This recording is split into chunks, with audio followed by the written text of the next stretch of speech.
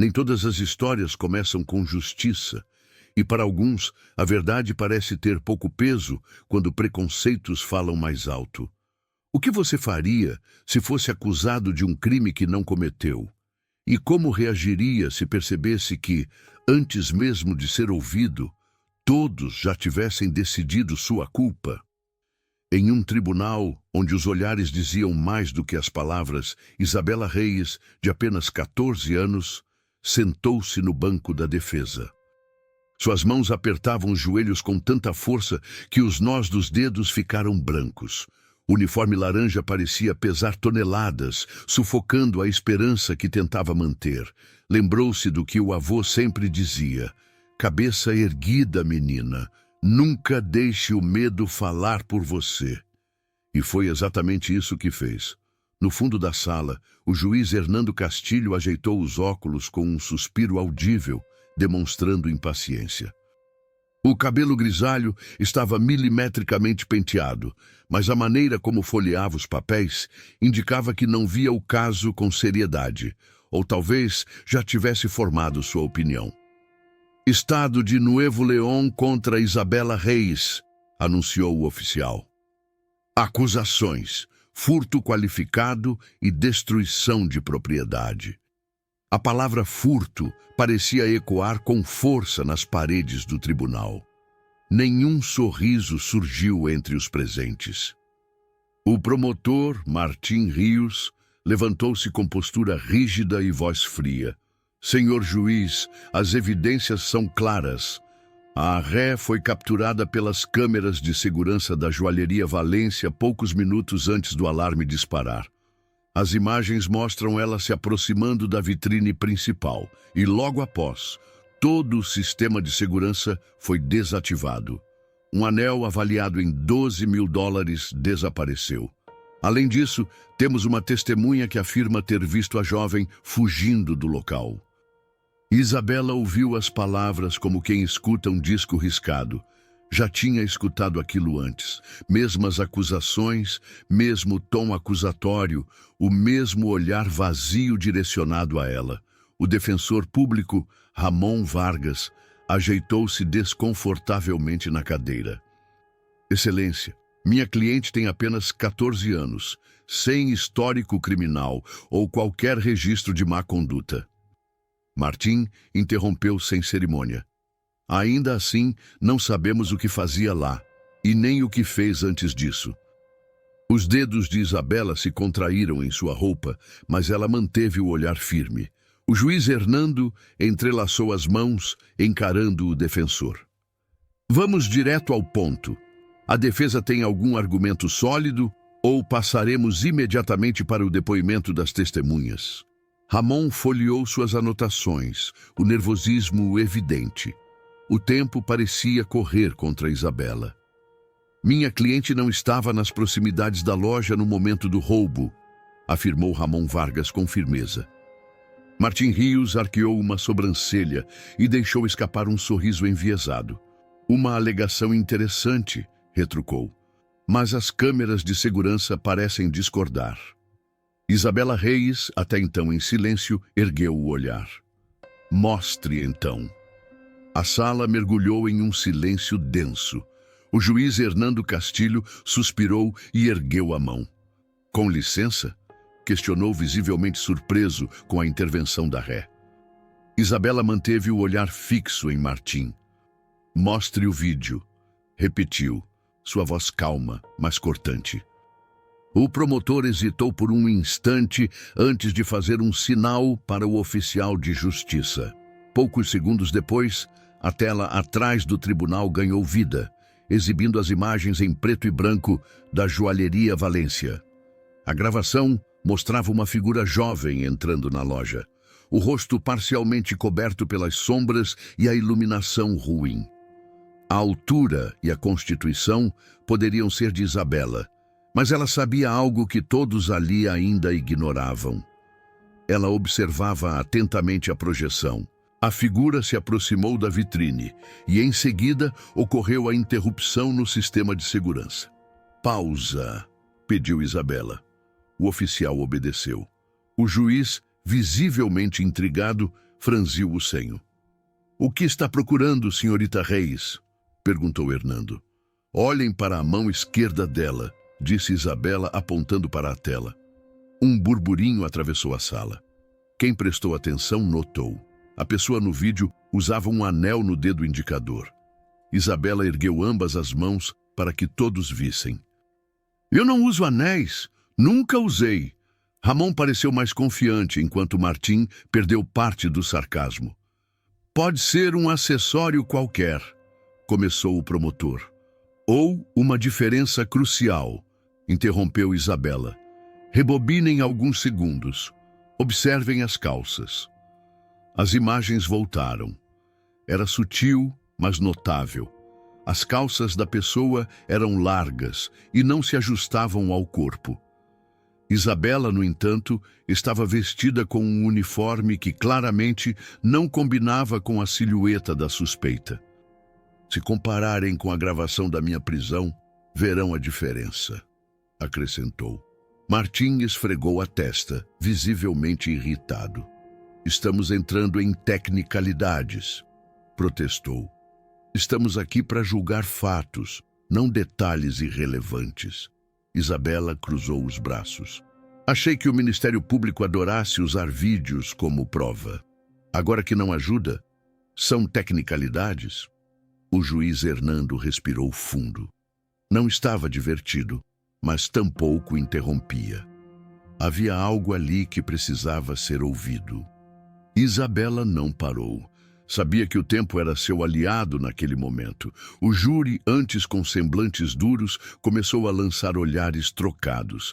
O interesse havia mudado de lado. "Tem mais alguma coisa, senhorita Reis?" perguntou Hernando, já menos impaciente. Isabela assentiu. "A testemunha afirma ter me visto saindo da loja, certo?" Olhou para Martim.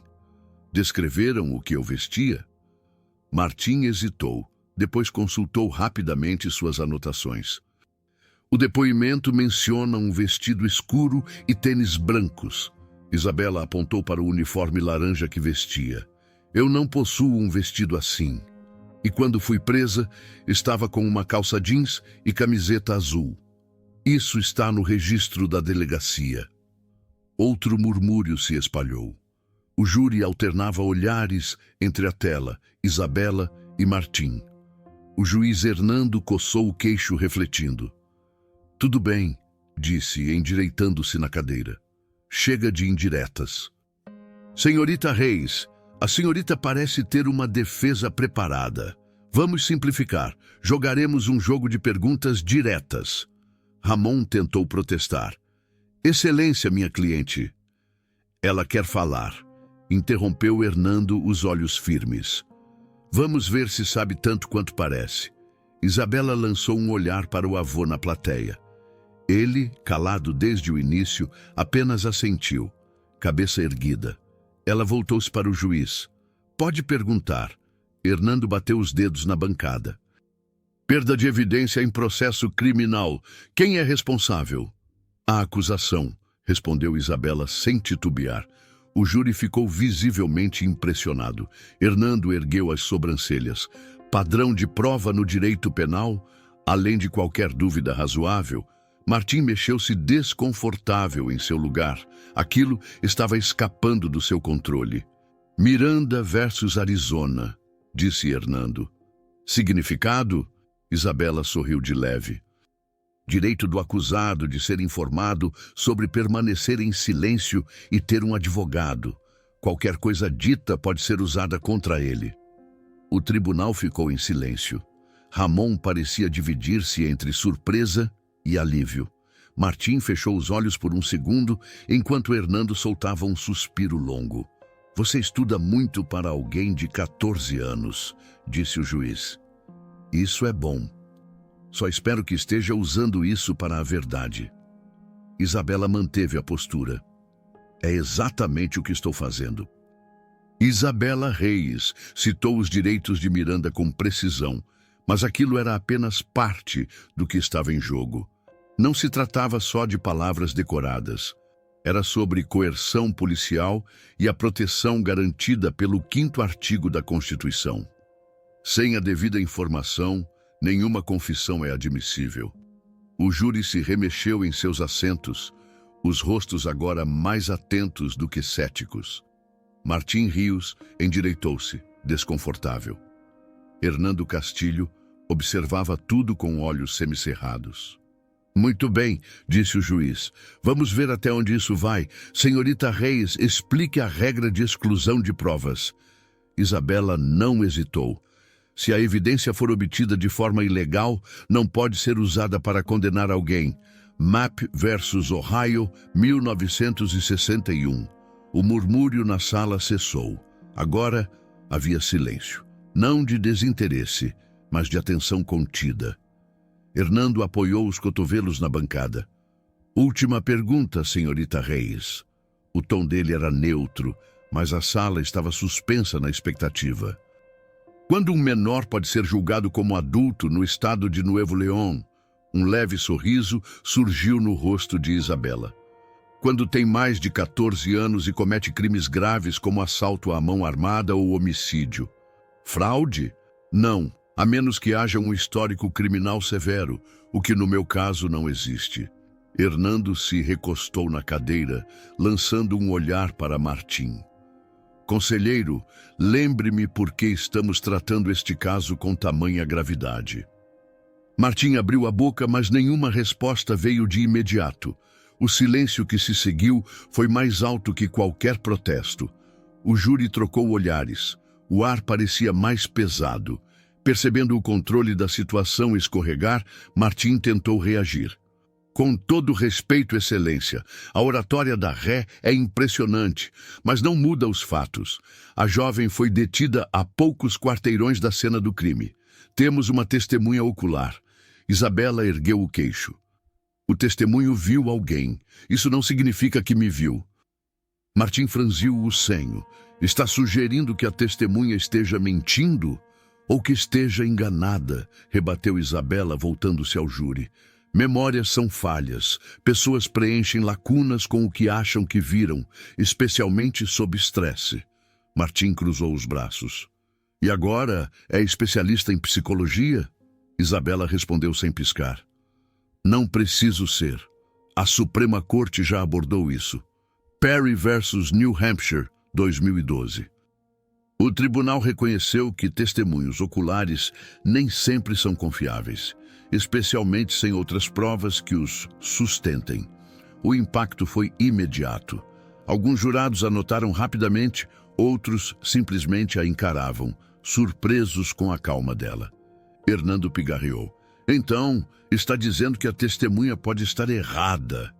Estou dizendo que não seria a primeira vez, replicou Isabela. Martim tentou recuperar terreno. A acusação confia nos testemunhos e nas imagens de segurança. Isso deveria ser suficiente. Isabela cruzou os braços. Posso fazer uma pergunta ao promotor? Hernando olhou entre os dois e assentiu. Permissão concedida. Isabela encarou Martim. Onde está o anel roubado? Martim abriu a boca, mas não disse nada. O júri se inclinou para a frente aguardando. O Estado não tem o anel, não é? Pressionou Isabela.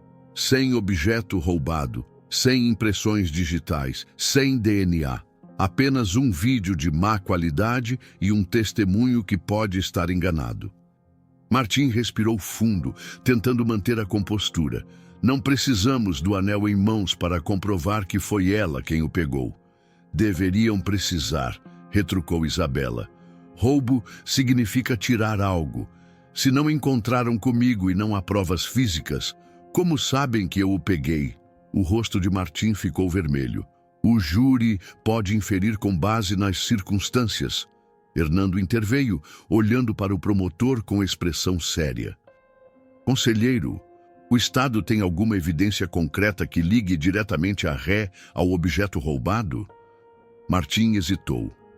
Temos a filmagem que não mostra o rosto claramente, completou Hernando. Martim ficou em silêncio. O peso da sala parecia recair sobre ele. Isabela respirou fundo. Então, para esclarecer, querem enviar uma garota de 14 anos para um centro de detenção baseado em um vídeo inconclusivo, um testemunho duvidoso e sem provas materiais. Ninguém respondeu. O silêncio era absoluto. Até Hernando demorou para se pronunciar. Isso é... Começou o juiz, mas interrompeu-se, ajeitando-se na cadeira. Vou precisar de um recesso para considerar tudo isso. Isabela recostou-se lentamente. O júri parecia dividido entre admiração e surpresa. Ramon Vargas a olhava com orgulho evidente. O ar, antes sufocante, agora carregava uma tensão diferente, a da dúvida plantada e da possibilidade de justiça. Quero ouvir essa testemunha, disse Hernando Castilho, com a voz firme. Martim Rios respirou fundo, visivelmente contrariado. Excelência, começou, mas o juiz não deixou espaço para discussão. Eu disse que quero ouvir. Isabela Reis conteve um pequeno sorriso. Pela primeira vez, Hernando não a olhava apenas como uma acusada. Havia ali um reconhecimento. Talvez, finalmente, alguém estivesse considerando que ela poderia estar dizendo a verdade. As portas do tribunal se abriram e um homem de aproximadamente 50 e poucos anos entrou com passos hesitantes. Ajustava constantemente os óculos e limpava as palmas nas calças. Parecia mais incomodado com a situação do que confiante no que tinha a dizer. Isabela o observava com atenção. Ele era exatamente o que imaginara. Um funcionário comum que provavelmente preferiria estar em qualquer outro lugar. Mas agora, as palavras dele poderiam definir seu destino. Diga seu nome para registro, solicitou Hernando. Denis Cárdenas, respondeu ele, limpando a testa com a manga. Martim levantou-se, tentando manter a compostura. Senhor Cárdenas, estava trabalhando na joalheria Valência na noite do ocorrido? Sim, senhor, disse Denis com um aceno rápido. E viu a ré dentro ou perto da loja naquela noite? Denis hesitou. Eu acredito que sim. Martim sorriu de canto, virando-se para o juiz. Isso confirma o reconhecimento da acusada. Isabela manteve a expressão neutra. Posso fazer uma pergunta ao senhor Cárdenas? Pediu, encarando Hernando. O juiz respirou fundo e assentiu. Vá em frente. Virando-se para Denis, Isabela perguntou. O senhor disse que viu alguém naquela noite. Lembra-se da cor da roupa dessa pessoa? Denis franziu o senho, os olhos buscando memórias no vazio. Verde. Acho que era verde. Isabela olhou para Hernando. Mas as imagens mostram uma jaqueta escura. Martim ergueu-se de imediato. Objeção! Detalhes pequenos e falhas de memória não invalidam um testemunho. Hernando acenou com a cabeça, mas não interrompeu a linha de questionamento. Isabela se voltou para Denis. E quando viu a pessoa correr, onde estava exatamente? No balcão, atrás do caixa, mas... Ou seja, já viu a pessoa de costas e à distância, cortou Isabela. O senhor viu essa pessoa pegar alguma coisa? Denis hesitou, mexendo nos óculos. Não, mas o alarme disparou logo depois. E ela estava saindo rápido. Isabela virou-se para o júri. Então, se alguém sai correndo de uma loja e o alarme toca, automaticamente essa pessoa é culpada? Denis mordeu o lábio inferior. Bom, pareceu suspeito. O silêncio se espalhou. Isabela aproveitou. Essa é a base desse caso. Uma suposição. Ninguém me viu pegando nada. Não encontraram nada comigo. Não há impressões digitais, nem DNA. Nenhum anel recuperado. Os jurados trocavam olhares. A atenção estava toda nela. Martim bateu com a mão na mesa. O Estado não está baseado apenas em suposições. Temos uma testemunha confiável. Confiável? Questionou Isabela. Ou alguém que acha que viu algo, mas não tem certeza? Hernando interveio. Promotor Rios, Existe alguma evidência física além do testemunho? Martim engoliu em seco. A filmagem de segurança, Excelência, que não mostra claramente o rosto da ré, completou Hernando. Martim ficou em silêncio, tenso. Isabela deu um passo adiante. Se querem me condenar, deveriam ter algo concreto, mas não têm. Hernando respirou fundo. Sr. Rios, o Estado possui algum objeto roubado, recuperado ou ligação direta entre a ré e a propriedade? Martim manteve o maxilar travado. Não, mas o contexto aponta para ela. Isabela balançou a cabeça. O contexto não condena ninguém. Prova sim. Martim, já frustrado, tentou um último recurso. Excelência, com todo respeito, alguém cometeu esse crime. Se não foi ela, então quem? Era a cartada final. Isabela sabia transferir a responsabilidade da acusação para o réu. O promotor quer que eu prove minha inocência, disse, olhando o júri. Mas não é assim que funciona. O ônus da prova é dele. Se não puderem provar que fui eu, devem me absolver. O tribunal ficou em um silêncio pesado. Hernando não disse mais nada de imediato. Era visível que até ele ponderava. Ramon Vargas, até então contido, finalmente falou. Excelência, a defesa acredita que o Estado falhou em apresentar provas suficientes para condenar uma menor. Martim apertou os punhos. Apresentamos o que tínhamos. Isabela apenas esperou. O júri estava com eles agora. Ela podia sentir. Não, esse peso não é meu, interrompeu Isabela Reis, sua voz firme cortando o silêncio. O júri estava hipnotizado. Ela sentia a intensidade daqueles olhares. Alguns carregados de dúvida, outros de surpresa, mas todos focados nela. Inspirou profundamente, mantendo-se firme. Isso não é só sobre mim, continuou. É sobre o quão fácil é para alguém ser acusado sem nenhuma prova real. Se eu fosse mais velha, mais rica, se eu parecesse diferente, estaríamos aqui agora? As palavras pairaram pesadas, invadindo cada canto da sala. Hernando Castilho esfregou o rosto, a expressão fechada e indecifrável. Por fim, pigarreou. Acredito que já ouvimos o suficiente. O júri deve se retirar para deliberar. Isabela sentou-se lentamente. Suas mãos tremiam ao pousarem sobre os joelhos, mas ela se obrigou a respirar fundo.